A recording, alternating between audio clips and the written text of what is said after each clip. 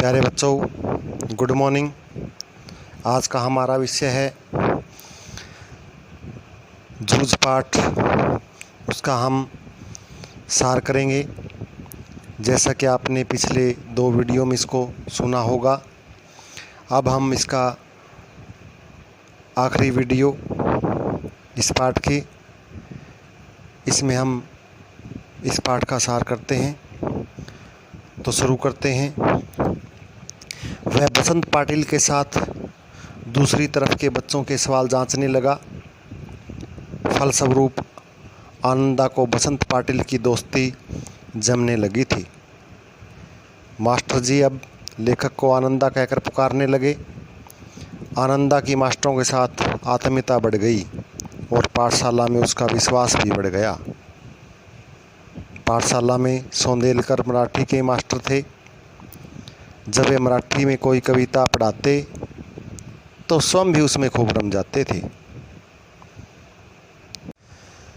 उनके पास सुरीला गला, छंद की बढ़िया चाल और रसिकता सब कुछ था।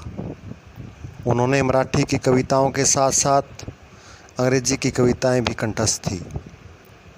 वे कविता को सुनाते सुनाते अभिनय भी किया करते थे। वे स्वयं भी कविता लिखा करते थे। जब मास्टर जी अपनी लिखी कोई कविता सुनाते तो आनंदा उन्हें तल्लीनता के साथ सुना करता था।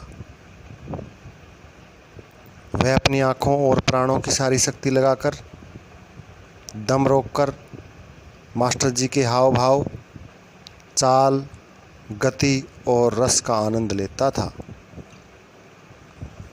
जब आनंदा खेत में काम करता तो भी मास्टर जी के हाव भाव, यति गति और आरोह अवरोह के अनुसार ही गाया करता था। वह कविता गाने के साथ साथ अभिनय भी करने लगा था। पानी से क्यारियाँ कब भर जाती थी उसे पता ही नहीं चलता था। पहले आनंदा को अकेलापन कचोटता था, परंतु अब वह कविता गाकर अपने अकेलेपन को ख़त्म कर सकता था। अब वह अपने आप से ही खेलने लगा, बल्कि अब उसे अकेलापन अच्छा भी लगने लगा था, क्योंकि अकेलेपन में वह कविताएं गाकर नाचता भी था और अभिनय भी करता था। अब वह कुछ अपनी भी कविताएं बनाने लगा।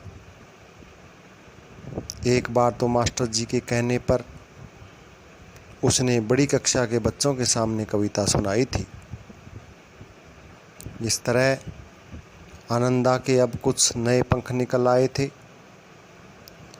वह अपने मराठी मास्टर के घर से काव्य संग्रह लाकर पढ़ता था। अब आनंदा को भी लगने लगा था कि वह खेतों और गांव के दृश्यों को देखकर कविता लिख सकता है। वह भैंस चराते चराते फसलों और जंगली फूलों पर तुकबंदी कर कविता लिखने लगा था।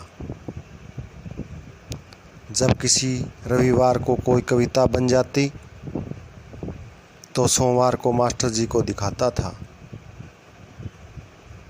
मास्टर जी आनंदा को शाबाशी दिया करते थे। मास्टर जी यह भी कहते थे कि भाषा, छंद, लय, अलंकार और शुद्ध लेखन कविता को सुंदर बना देते हैं। मास्टर जी की ये बातें उसे मास्टर जी के और नज़दीक ले आई। अब वह शब्दों के नशे में डूबने लगा और नई नई कविताओं की रचना करने लगा। जैसे जैसे वह कविताएं लिखने लगा, उसकी प्रतिभा और अधिक चमकने लगी। धीरे धीरे वह इस कला में पारंगत होने लगा और लोगों को भी उसकी कविताएं अच्छी लगने लगी। प्यारे बच्चों, यह था आज का पाठ, जो यहीं समाप्त होता है। जूझ। आगे आप इसके प्रश्न उत्तर हैं उसको सही ढंग से लिखें और अपनी नोटबुक लगातार चेक करवाते रहें। धन्यवाद।